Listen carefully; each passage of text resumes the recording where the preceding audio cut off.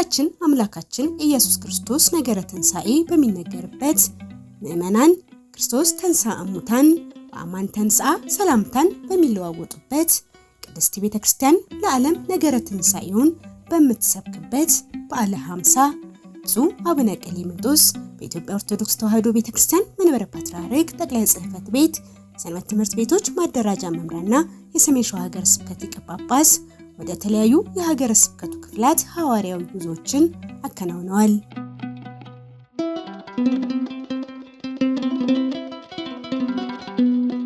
በሐዋርያዊ ጉዟቸውም በዚያች ያለች ቅድስት ቤተክርስቲያንን እየተሳለሙ የልማት ስራዎችን እየጎበኙ የሥራ መመሪያን እየሰጡ ደግሞ በምእመናን መካከል በመገኘት የትንሣኤውን የምስራች ነግረዋል።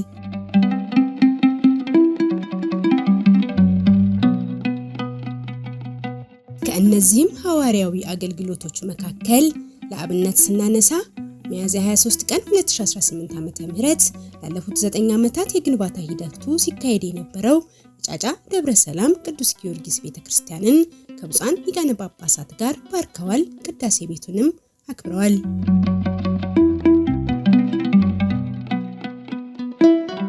ይህ በሆነ ማግስት ሚያዝያ 24 ቀን 2018 ዓ.ም ወደ እንሳሮ ወረዳ ቤተ ክህነት ለሚ ከተማ ተጉዘዋል። በዚያም ሲደርሱ ገዳማውያን ብሎም የአካባቢው ምእመናን ደማቅ አቀባበል አድርገውላቸዋል። ብፁዕነታቸው በቦታው ተገኝተው ምዕራፈ ቅዱሳን በልበሊት ኢየሱስ አንድነት ገዳም ያስገነባውን ባለ 4 ወለል ሁለገብ ህንፃ ባርከው በመመረቅ ለአገልግሎት እንዲበቃ አድርገዋል።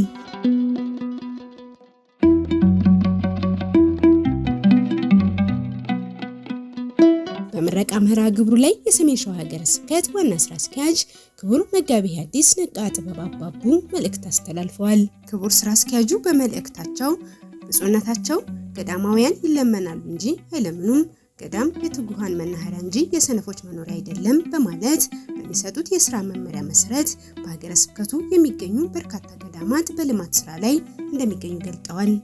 ገዳም የትጉሃን አባቶችና የትጉሃት እናቶች መኖሪያ እንጂ የልመና ስፍራ አይደለም ይላሉ። እንዲሁም ገዳማውያን አባቶች ይለመናሉ እንጂ አይለምኑም። ገዳም መለመኛም አይደለም፣ ለማኝም አይደለም፣ የሚለምኑበት ነው እንጂ ብለው በጣም በአጽንኦት ደጋግመው በየስልጠናቸው ማዕከል ሲናገሩ በጆሮዬ ሰምቻለሁ፣ በዓይኔም አይቻለሁ። ዛሬ በትጉሃን ገዳማውያን ተገንብቶ ለሀገር ለሕዝብ ለመጥቀም ለምረቃ የበቃው ህንፃ የብፁዕነታቸው የሥራ መመሪያ ውጤት መሆኑን ክቡር ስራ አስኪያጁ ገልጠዋል። በብዙ ድካምና ውጣ ውረድ ለዚህ ስለበቃችሁ እንኳን ደስ ያላችሁም ብለዋል። ስለዚህ ዛሬ የተገናኘንበት ታላቅ ስራ በትጉሃን ገዳማውያት የተሰራ ለሀገር የሚጠቅም ለሕዝብ የሚጠቅም በጣም እጅግ የሚያኮራና ደስ የሚያሰኝ የእግዚአብሔር እጅ የታከለበት ስራ መሆኑን አይተናልና እንኳን ደስ አላችሁ፣ እንኳን ለዚህ አበቃችሁ ብለን መግለጽ እንወዳለን።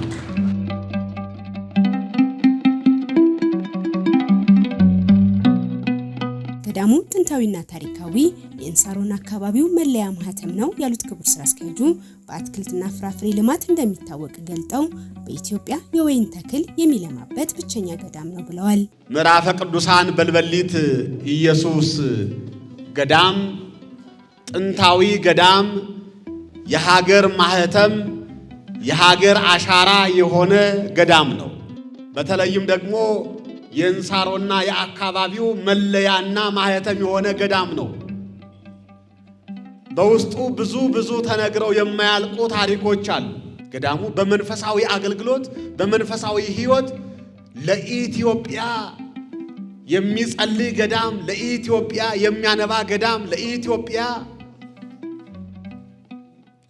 የብረት ምሰሶ ሆኖ በጸሎት የሚያገለግል ገዳም ነው ያለን።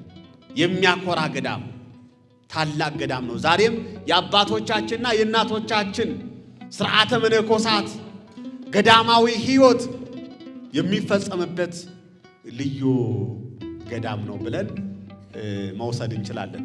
ሀገራችን ኢትዮጵያን፣ ቤተ ክርስቲያናችንን፣ ሕዝበ ክርስቲያናችንን በጸሎት ከማገዝ በጸሎት ከመጠበቅ ያለፈ ደግሞ በልማቱም ዘርፍ ግንባር ቀደም ሆኖ እያለማ ያለ ገዳም ነው።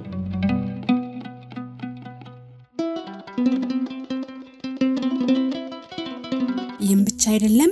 ይህን ህንፃ በእንሳሮ እምብርት ለሚ ከተማ ላይ በመገንባት ሁለገብ አገልግሎት እንዲሰጥ አብቅታቸዋልና ይህ ህንፃ የበረከት ህንፃ ነው ብለዋል። እንሳሮ እምብርት ላይ ለሚ ከተማ ላይ ይህንን እንደ ፀሐይ የሚያበራ ህንፃ ገዳማችን ገንብቶ ለከተማችን ውበት፣ ጌጥ፣ ፈርጥ ለህዝባችን ችግር አቃላይ እንግዳ ሲያልፍ ሲያገድም የት ልረፍ ብሎ እንዳይጨነቅ አንደኛ እዚህ አርፎ የገዳሙን በረከት እንዲቋደስ፣ ሁለተኛ ከተማውን እንዲያለማ፣ ሶስተኛ ህዝበ ክርስቲያኑን እንዲያገለግል፣ ኢትዮጵያን እንዲያገለግል የተገነባ ህንፃ ነውና ይሄ ዝም ብሎ ህንፃ አይደለም፣ የበረከት ህንፃ ነው።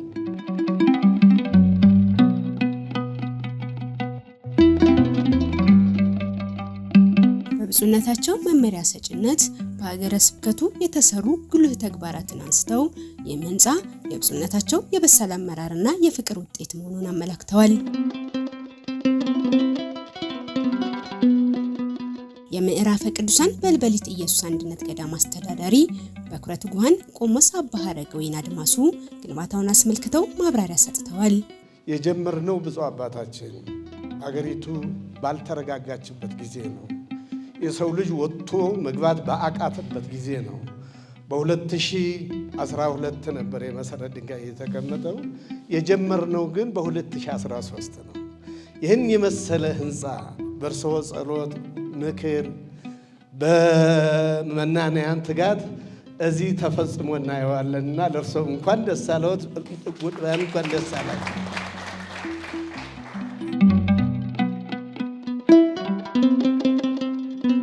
በኩረ ትጉሃን ቆሞስ አባ ሐረገወይን አክለውም ገዳሙ በአካባቢው ከሚገኙ ሌሎች ገዳማት ጋር በመተባበር ባለ 5 ኮከብ ሆቴል ለመገንባት ከእንሳሮ ወረዳ አስተዳደር 7000 ሄክታር መሬት ተረክቦ ለማልማትና የገዳማችንን የኢኮኖሚያዊ ትሩፋት ለሌሎች ገዳማት ለማካፈል እንሰራለን ሲሉም አክለዋል። ብዙ ዋጋ ተከፍሎበታል። ብዙ ዋጋ መናንያን ከፍለውበታል። ብዙ ዋጋ እህሉ እየተሸጠ ከብቶቹ እየተሸጡ አህያ በግ ሳይቀር እየተሸጠ ነው። 50% የሸፈነው ገዳማውያን ነውና እንደው እንኳን ደስ አላቸው አመስግኑልን። 50% ደግሞ ይኸው እያንዳንዱ የገዳሙ እድገት የሚናፈቁ የገዳሙ ፍቅር ያላቸው የእምነቱ ተከታይ ከውጭም ከሀገር ውስጥም እዚህ ከተማውም እና ደግሞ የመንግስት አካልም ወጪ አድርገው ብዙ ነገር እንደ አክፋዳ እንደ ማህበረ ቅዱሳን ወጪ እያደረጉ ዋናው ማዕከል በዚህ ሁሉ በሚሊዮን ውስጥ እየተረዳ ከዚህ ደርሰናልና ብዙ ተደግሞበታል። ከጥራቱ ከፍጥነቱ ከሁሉ 3 እየተከታተለ ነው ሲሰራው የነበረና እዚህ የደረስነ በብፁዕነቱ ጸሎት ስለሆነ ሁላችንም እንኳን ደስ አለን፣ እንኳን ደስ አላችሁ።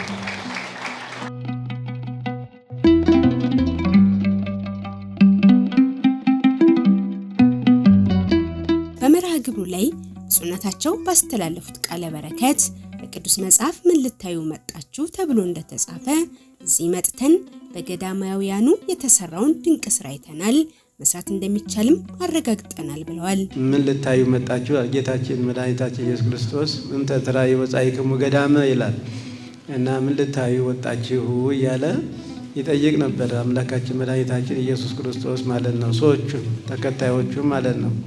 እና ከላይ ጀምረን እንደምታውቀው ከመጀመሪያ ጀምረን እስከ አሁን አለንበት ድረስ እየዞርን ሁላችንም እያጣጣምን የስራን ሰው ስራና ሰራተኛን ስራ ቢሰራ ምን ያህል አሁን ሲያልቅ ምን ያህል እንደሚያስደስት አይምሮን እንደሚያረካ እንደሚያፈካ መስራት እንደሚቻልም ደግሞ እንዴንም ጭምር እየሰነቀን እያየን እየጎበኘን ነው የመጣ ነው ማለት ነው።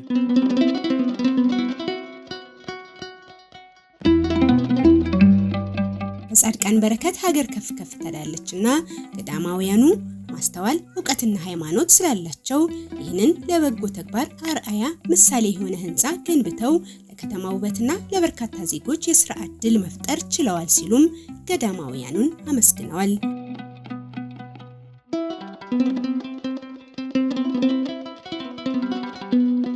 ገዳም የሰው ልጅ የመንፈሳዊ ህይወቱ መፈጠሪያ ሲሆን ከዚህም የወጡ ቅዱሳን ዓለምን በሃይማኖት በምግባር በበጎ ስራ ያረሰርሳሉ።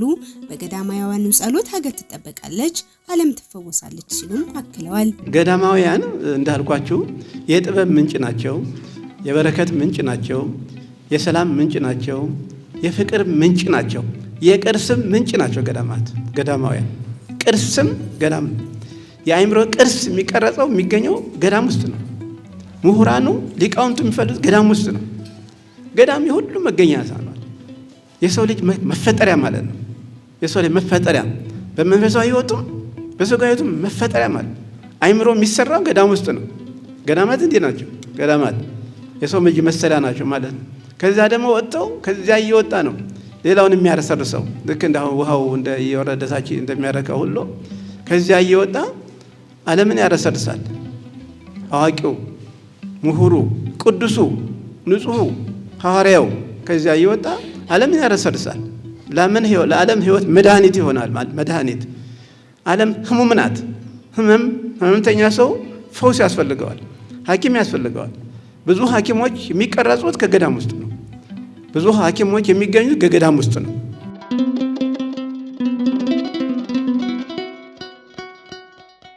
ምዕራፈ ቅዱሳን በልበሊት ኢየሱስ አንድነት ገዳምን ስናስብ አእምሯችን በሐሴት ይሞላል ያሉት ብፁዕነታቸው መልክዓ ምድሩ ልዩ ውበት ያለው ምድራዊ ገነት ሲሆን ኢየሱስ ክርስቶስ በእናቱ ጀርባ ላይ ሆኖ የባረከው ገዳም ነው ሲሉ አክለዋል።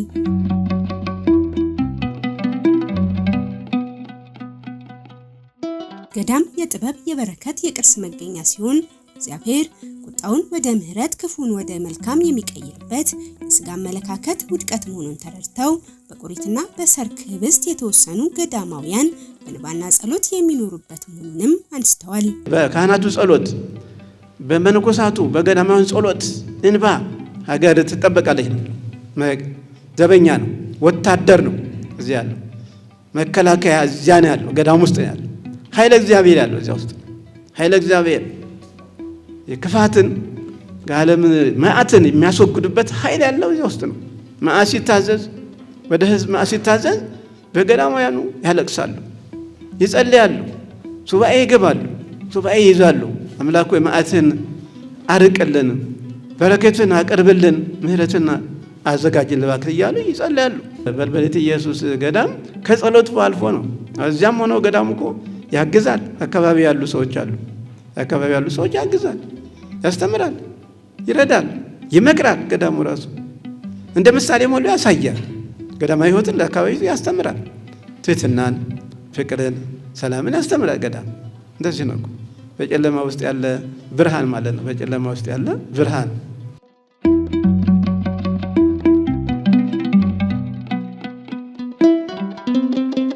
ዛሬ ለበርካታ ዜጎች የሥራ ዕድልን የሚፈጥር ለሌሎች ገዳማት አርአያና ምሳሌ የሆነ ለአካባቢው ማህበረሰብ ዘርፈ ብዙ ጥቅምን የሚያበረክት ይህንን ባለ 4 ወለል ህንፃ ሰርታችሁ ለፍጻሜ በማብቃታችሁ ከፍተኛ ደስታ ተሰምቶናል።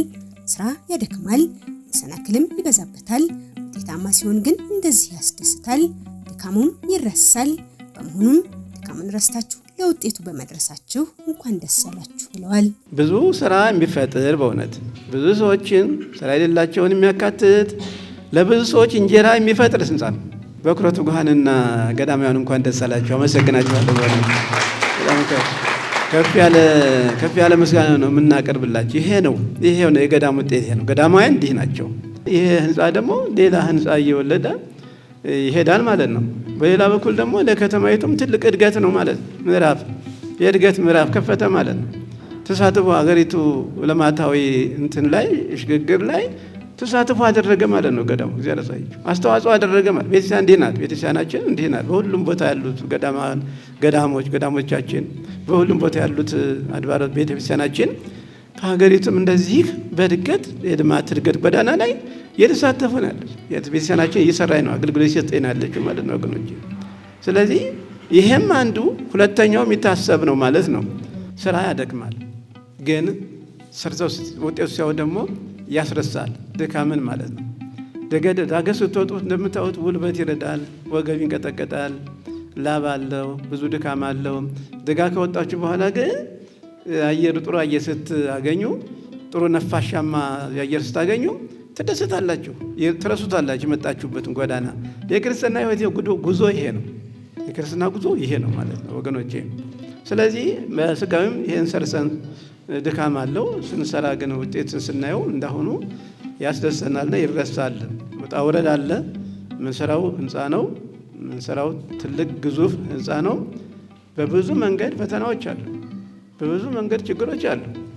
ግን እግዚአብሔር ፈቅዶ በ5 ዓመት ማለት ነው ይሄ 4 ወለል ማለት 13 ነው ያሉኝ። አሁን 2013 ነው የተጀመረው። ተመልከቱ፣ በ5 ዓመት 4 ወለል በቀላል ከጊዜውም ጋር እያየን ያነጻጸር ስናየው ማን ሰራው ብንል እግዚአብሔር ሰራው ማለት ይቻላል። ኢየሱስ ክርስቶስ ሰራው ማለት ነው ይቻላል።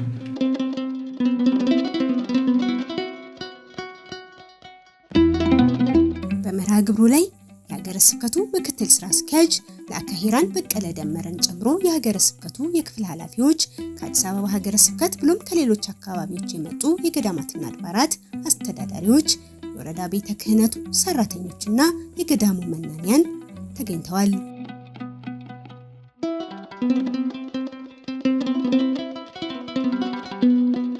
ብፁዕነታቸው ከእንሳሩ ሐዋርያዊ አገልግሎታቸው በመቀጠል ግንባታው ተጠናቆ ሚያዝያ 23 ቀን 2018 ዓ.ም ቅዳሴ ቤቱ የተከበረውን የወቀሎ ቅዱስ ጊዮርጊስ ቤተክርስቲያንን ጎብኝተዋል።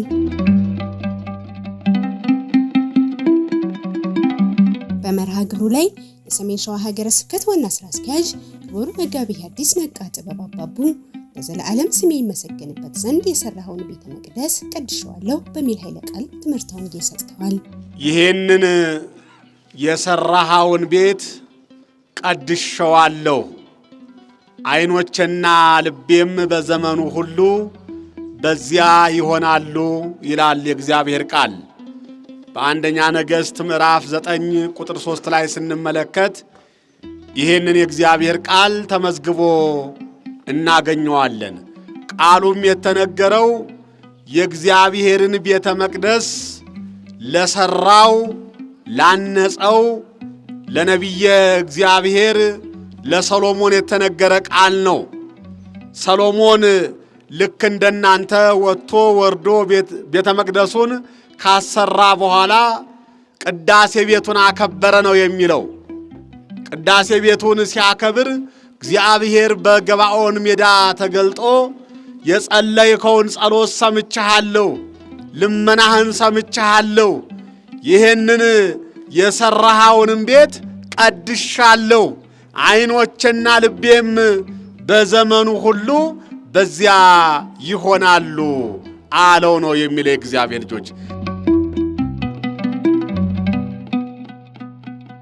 ክቡር ስራ አስኪያጁ ቅዱስ እግዚአብሔር ሰሎሞን የሰራውን ቤተ መቅደስ እንደባረከ እንደቀደሰ አንስተው እናንተም ወጥታችሁ ወርዳችሁ የሰራችሁት ቤተ መቅደስ ተባርኳልና እንኳን ደስ ያላችሁ ብለዋል። እናንተም ለብዙ ጊዜ ወጥታችሁ ወርዳችሁ ይሄንን እንደ ፀሐይ የሚያበራ ቤተ ክርስቲያን በላባችሁ በደማችሁ በገንዘባችሁ ገንብታችሁ በታላቅ ሁኔታ ለማስመረቅና ለማክበር በቅታችኋልና እንኳን ደስ አላችሁ፣ እንኳን ለዚህ አበቃችሁ እንላችኋለን። ይህ በብዙ ድካም የሰራችሁት ቤተ መቅደስ በምህረት የምትጎበኙበት፣ ልጆቻችሁ የሚያድጉበት፣ የምዕመናን ልመናቸው የሚሰማበት ያድርግላችሁ ሲሉ አክለዋል። በመርሃ ግብሩ ላይ ብፁዕነታቸው ቃለ ቡራኬ የሰጡ ሲሆን የሰማዕታትን መከራና የቅዱስ ጊዮርጊስን ተጋድሎ አንስተዋል። ሰማዕታት የተጋድሏቸው ዘመን ቢያልፍም በትውልድ ስማቸው ይነሳል፣ ዝክራቸው ይዘከራል፣ በስማቸው ቤተክርስቲያን ይታነጻል፣ ልጆች ይማሩበታል። እናንተም ከአባቶቻችሁ የተማራችሁትን ተግባራዊ አድርጋችኋልና ዋጋችሁ በሰማይ ከፍ ያለ ነው ብለዋል። ለሰማዕታት መከራቸው ስደታቸው ደስታ ነው ጽድር ሆነላቸው ነው ያለው። ሰማዕታት የሉም ድሮ በሶስተኛው ክፍለ ዘመን ነው የነበረው፣ ግን እስከ ዓለም ፍጻሜ ድረስ ሰማዕታት አሉ ማለት ነው። ስማቸው ይወሳል፣ ዝክራቸው ይዘከራል። ስማቸው በስማቸው ጥላት እየተቀረጸ የሥጋ በስማቸው ቤተክርስቲያን ይሰራል። በስማቸው የተሰራ ቤተክርስቲያን ደግሞ እግዚአብሔር ይመለክበታል ማለት ነው። አምላክ ይመለክበታል። ክርስቲያኖች በረከት ያገኙበታል። ሕይወት በረከት ያገኙበታል። ከእግዚአብሔር ጋር ይታረቁበታል። ከፈጣሪያቸው ንስሐ ይገቡበታል። ሕፃናቱ እንደ ጡት ወተት እየተጋቱ እየጠቡ እንደሚያድጉት ሕፃናቱ እግዚአብሔር ቃል ይማሩበታል። ቅዱስ ቁርባን እየተቀበሉ ክቡር ደሙን እየጠጡ ቃለ እግዚአብሔር እየተማሩ ትሕትናን፣ ፍቅርን፣ ፍቅረ ሀገርን፣ ፍቅረ እግዚአብሔርን፣ ፍቅረ ሰብን፣ ሰውን መውደድን፣ ሰውን ማክበርን፣ ሀገርን መውደድን፣ ፈጣሪን መውደድን፣ ፈጣሪን ማምለክን ይማሩበታል። እንግዲህ እናንተ አሁን እዚህ ያላችሁት አባቶቻችን የተማሩት ያስተማሯችሁ ይሄን ነው። እነዚህ አባቶቻችሁ የነበሩት ትናንት የነበሩ ዛሬ የሌሉት የነገሯችሁ ፍቅርን ነው፣ ሃይማኖትን ያስተምሩላችሁ፣ ወኔን ነው፣ ሀገራዊ ፍቅርን ያስተማሯችሁ የነገሯችሁ፣ መልካምነትን ነው፣ መልካም በጎነትን ነው የነገሯችሁ ያስተማሯችሁ። በዚያ መነሳት ነው አባቶቻችሁ የነገሯችሁ በአእምሯችሁ ተቀርጾ እኛ እንስራ ነው። ትናንት አባቶቻችሁ የነበሩ የሉም። ዛሬ እኛንን ያለ ነው። እኛ አዲስ ታሪክ እንስራ እንፍጠር ብላችሁ ይህም ቤተክርስቲያን ድሮ አልነበረውም።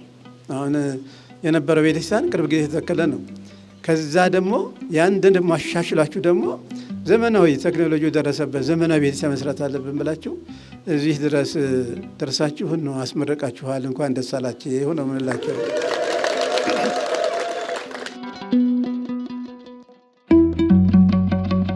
ቤተክርስቲያን ሲሰራ ብዙ ውጣ ውረድ አለው። በፈተና መካከል እያለፋችሁ የኢትዮጵያን ቤተክርስቲያን ሰርታችኋል። የሚነገር ታሪክ አኑሯችኋል። ስራችሁ በትውልድ ሲነሳ ይኖራል በማለት አክለዋል። እኛም ቤት ስናዘጋጅ ብዙ ውጣ ውረድ አለው። አጣናው፣ እንጨቱ፣ ቆርቆሮው፣ ከዚያም ደግሞ በጭቃም ከሆነ ይሄ ማብቂያው፣ ጭቃው፣ ጭዱ፣ ገለባው፣ ደንጊያው፣ ጠበራም የሚባል ከሆነ እንደሆነ ቤቱ የምንሰራው ጠበራው ብዙ ውጣ ውረድ አለው። ከላይ ቆርቆሮ የሚለብሰው አለ፣ ብዙ የሚዘጋጅ በውስጡ አለ። አንድ ሰው ማለት ነው። ለአንድ ሰው ቤቱን ሲሰራ እነዚህ ሁሉ ውጣ ውረድ አሉበት ማለት ነው። የምንሰራው ግን ቤተክርስቲያን ነው የሰራችሁት። ይሄ ደግሞ የጋራ የኢትዮጵያ ቤተክርስቲያን ነው የሚባለው። ይሄ ቤተክርስቲያን አሁን የኢትዮጵያ ቤተክርስቲያን ነው የምትባለው። የወቆሎ አካባቢ ብቻ አይደል፣ የኢትዮጵያ ቤተክርስቲያን ነው የሰራችሁት ማለት ነው። የኢትዮጵያ ቤተክርስቲያን ነው የሰራችሁት። ኢትዮጵያ ቤተክርስቲያን አካል አንዱ ይሄ ነው። ወቆሎ ያለው የቅዱስ ጊዮርጊስ የደብረ መንክራት ቅዱስ ጊዮርጊስ ቤተክርስቲያን ነው ማለት ነው። ስለዚህ እናንተ ወንድሞቻችን፣ ልጆቻችን ፍቅራችሁን፣ እምነታችሁን፣ ቁም ነገራችሁን የገለጻችሁት ማለት ነው፣ ያሳያችሁት። አዲሱ ትውልድ አለ። አሁን እናንተ ትናንት አልነበራችሁም፣ ዛሬ ነው ያላችሁት። ነገ አትኖሩም። አዲስ ትውልድ ይመጣል፣ ሌላ አካል ይመጣል፣ የእናንተን ታሪክ ያወሳል፣ ይናገራል። ደጋጎቹ አባቶቻችን የሰሩልን ያበጁልን ብሎ የእናንተ ታሪክ ያወጣል። ማን ሰራህ ይሄን ቤተክርስቲያን ማን ሰራህ ቢባል እናንተ ነው የሚናገረው። ይሄን ቤተክርስቲያን ማን ሰራው ቢባል እናንተ ነው የሚናገረው። የሚመሰክረው እናንተ ነው፣ የሚያወራው እናንተ ነው ማለት ነው። የክርስቶስን ቅዱስ ሥጋና ክቡር ደም የምትቀበሉበት፣ እግዚአብሔር ልጅነትና በረከት የምታገኙበት፣ ከፈጣሪያችሁም የምትገናኙበት ይህ ቤተ መቅደስ ተጠናቆ ለአገልግሎት በመብቃቱ እንኳን ደስ ያላችሁም ብለዋል። ብፁዕነታቸው ቤተ ክርስቲያኑን ለመጎብኘት ወደ አካባቢው ሲገቡ ምዕመናን ደማቅ አቀባበል አድርገውላቸዋል።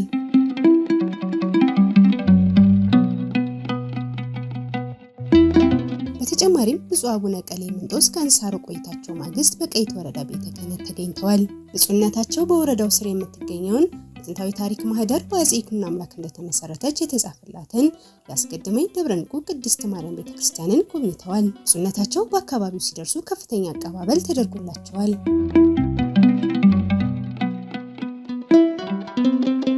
ብፁዕነታቸው በጉብኝታቸው ላይ ቃለ በረከት የሰጡ ሲሆን ነገረ ትንሣኤን በሰፊው ገልጠው ቅዱስ እግዚአብሔር አዳምን ብርሃን ለብሶ ብርሃን ተጎናጽፎ ክቡርና ልዩ አድርጎ በገነት ቢፈጥረውም አዳም የእግዚአብሔርን ትእዛዝ በመጣሱ መንጸፈ ደይን መውደቁን አንስተዋል።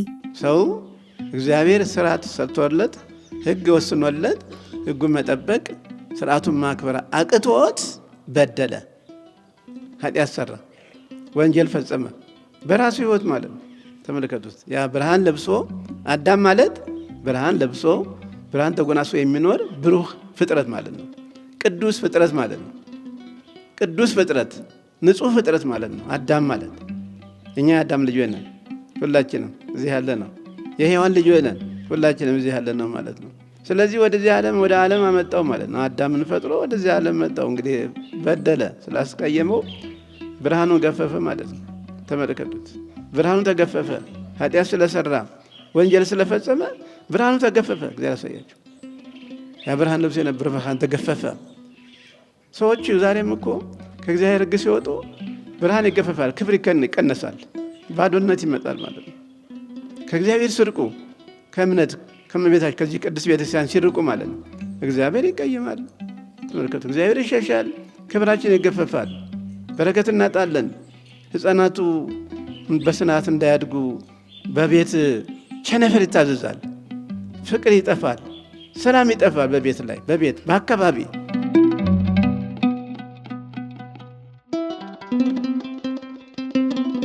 አዳም ለ5500 ዓመታት በለቅሶ በመከራና በችግር ውስጥ ካለፈ በኋላ ኢየሱስ ክርስቶስ ቅድመ ዓለም ከአብ ያለ እናት ድህረ ዓለም ከእመቤታችን ከቅድስት ድንግል ማርያም ያለ አባት መወለዱን አዳምና ልጆቹን ለማዳን ሰውም አምላክ መሆኑን ገልጠዋል። አዳምና ሔዋን መንጸፈ ደይን ወደዛ ዓለም መጡ ማለት ነው። በዚህ ዓለም ወጥተህ ወርደህ ስራ ብላ በወዝህ ይላል። በዚህ መድረክ ተጠቀም፣ ውጣ ውረድ፣ እረስ፣ ቆፍር፣ አልማ፣ ትከል፣ ልምላሜውን አትክልት ትከል አለው። ስራ ወደ ስራ አላቀው፣ ድከም አለው። ብርሃን ተገፏል አይደለም? በዚህ ደግሞ እግዚአብሔር ሊታረቀው ፈልጓል ማለት ነው። በዚህ ሊታረቀው ፈለገ እግዚአብሔር ማለት ነው። አዘዘው፣ ሄድና ይሄን ስላለው አዳም ወጣ። ተመልከቱት። በመላእክት እየተገረፈ ቦታውን ለቀቀ። ከቤቱ ወጣ ማለት ነው። አዳም ከቤቱ ወጣ። በነፍሳ ሕያው አድርገህ በሥጋ አክብረህ ብርሃን አልብሰህ ብርሃን አጎናጽፎ የፈጠርከኝ ጌታዬ፣ በራሴ ኃጢአት በራሴ በደል በድዬ ብርሃኔን ክብሬን አጣሁ፣ ቦታዬን ለቀቅኩ፣ ስለዚህ ማረኝ እያለ ጸለየ ነው አዳም። ሱባዔ የገባ ማለት 5500 ዘመን የመከራ ዘመን ነው፣ የችግር ዘመን ነው፣ የቀጣ ዘመን ነው ወገኖቼ።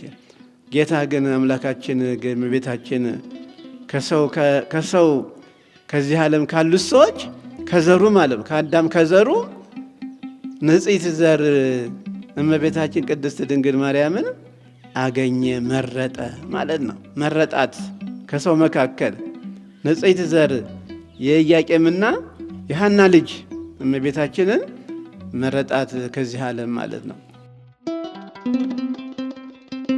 ኢየሱስ ክርስቶስ ለእናቱ ለድንግል ማርያም እየታዘዘ ለሕፃናት በጥቂት በጥቂቱ ማደጉንና በአይሁድ ቅናትና ክፋት የአዳም ልጆችን ለማዳን እስከ ሞት ድረስ ዋጋ መክፈሉን ከሙታን ተለይቶ መነሳቱንም አንስተዋል። ከቅድስት ድንግል ከእመቤታችን እግዚአብሔር ሰው ሆነ ማለት ነው።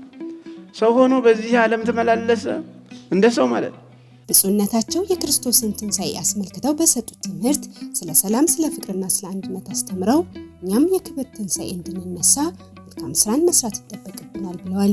ትንሣኤን የምናከብረው ከመንጸፈ ደይን ወደ ገነት ወደ መንግሥተ ሰማያት የገባንበት ነፃነት ያገኘንበት በዓላችን ነው።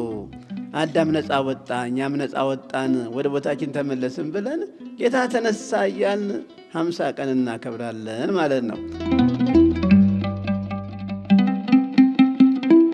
ብፁዕነታቸው አስቀድመኝ ደብረ ዕንቁ ቅድስት ማርያም ቤተ ክርስቲያን በ12ኛው መቶ ክፍለ ዘመን አፄ ይኩኖ አምላክ በፍልፍል ዋሻ በገዳምነት በማንነጽ እንደመሰረቷትም ገልጠዋል። ይሄ ቤተ ክርስቲያን ለ800 በላይ ወደ 900ኛ ሆኗል ማለት ነው። እዚህ ከዋሻው ወጥቶ አሁን እዚህ እዛ ካለ ቅርብ ጊዜ ነው። ከዋሻው ሆኖ እዚህ በ12ኛው ክፍለ ዘመን የነበረ ታላላቅ ሰዎች ቅዱሳኑ የነበሩበት የበረከት ቦታ፣ የፍቅር ቦታ ይሄው እንደምታዩት አካባቢው ልምላሜው፣ ረድኤቱ፣ በረከቱ ዙሪያውን ታውዛላችሁ። እናንተም የበረከት ሰዎች ናችሁ ማለት ነው። እናንተም የፍቅር ሰዎች ናችሁ ማለት ነው። እናንተም የክብር ሰዎች ናችሁ ማለት ነው። እናንተም የእመቤታችን የቅድስት ድንግል ማርያም አስራት ልጆች ናችሁ ማለት ነው። ተመልከቱት። በፍቅር ተከባችኋል። በታሪክ ገዝፋችኋል፣ አድጋችኋል። የዚሁ አካባቢ ተወላጅ የነበሩ አባ ሂሩት አምላክ የተባሉ ጻድቅ ዳጋ እስጢፋኖስ ቤተክርስቲያንን እንደመሰረቱትም ታሪክ ጠቅሰው ገልጠዋል። በተጨማሪም ንቡረ እድ ቆሞስ አባ ገብረ ሕይወት መልሴ ይህንን የበረከት የቅድስና ስፍራ አሰርተው በማለፋቸው ቅድስት ቤተክርስቲያን ስለ ውለታቸውና ስላበረከቱት ዘመን ተሻጋሪ አስተዋጽኦ ስትዘክራቸው ትኖራለች ብለዋል።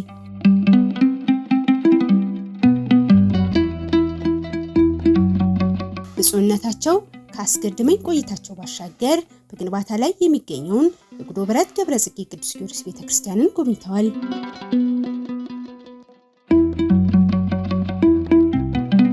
በጉዶ በረት ደብረ ጽጌ ቅዱስ ጊዮርጊስ ቤተክርስቲያን ጉብኝታቸው የአካባቢው ምዕመናን ደማቅ አቀባበል አድርገውላቸዋል።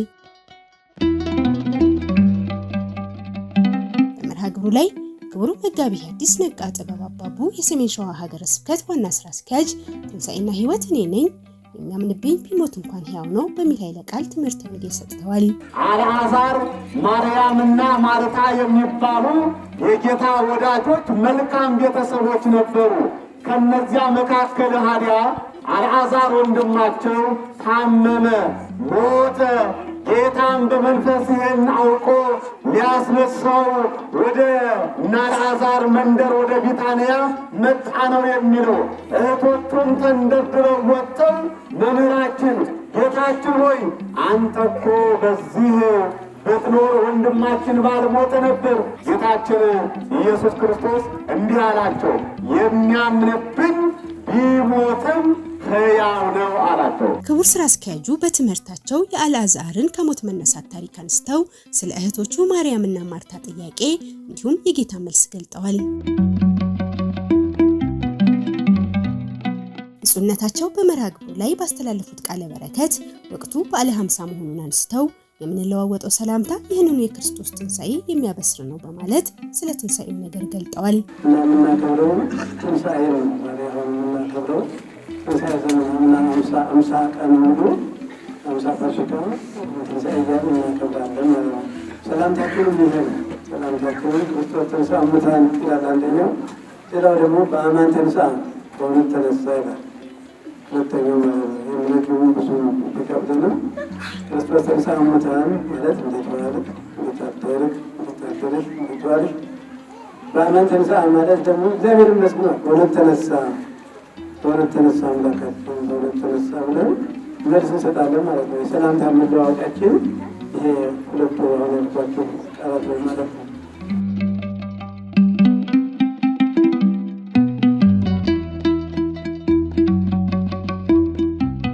የጉዶ በረት ህፃናት፣ ካህናት፣ የሰንበት ትምህርት ቤት ዘማሪያን፣ ምዕመናን ከማለዳ ጀምረው ላደረጉላቸው ደማቅ አቀባበልና ላሳዩቸው አባታዊ ፍቅር ምስጋና አቅርበዋል።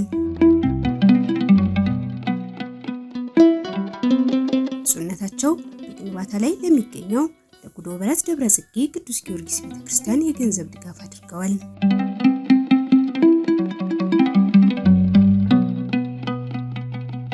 በመርሃ ግብሩ ላይ የሀገረ ስብከቱ ምክትል ስራ አስኪያጅና የቁጥጥር ክፍል ኃላፊ ለአከ ሄራን በቀለ ደመረን ጨምሮ የሀገረ ስብከቱ የክፍላት ኃላፊዎች፣ የደብረ ብርሃን ቅዱስ ባስልዮስ መንፈሳዊ ኮሌጅ የአስተዳደር ጉዳዮች ዲንና የአቡ ቀለምሲስ ሚዲያ ክፍል ኃላፊ ሊቀ አእላፍ ዮርዳኖስ አቢ፣ የቀይት ወረዳ ቤተ ክህነት ስራ አስኪያጅ መጋቤ ተፍስህት ቀሲስ ብዙአየሁ ተክሌ እንዲሁም የአካባቢው ምዕመናን ተገኝተዋል።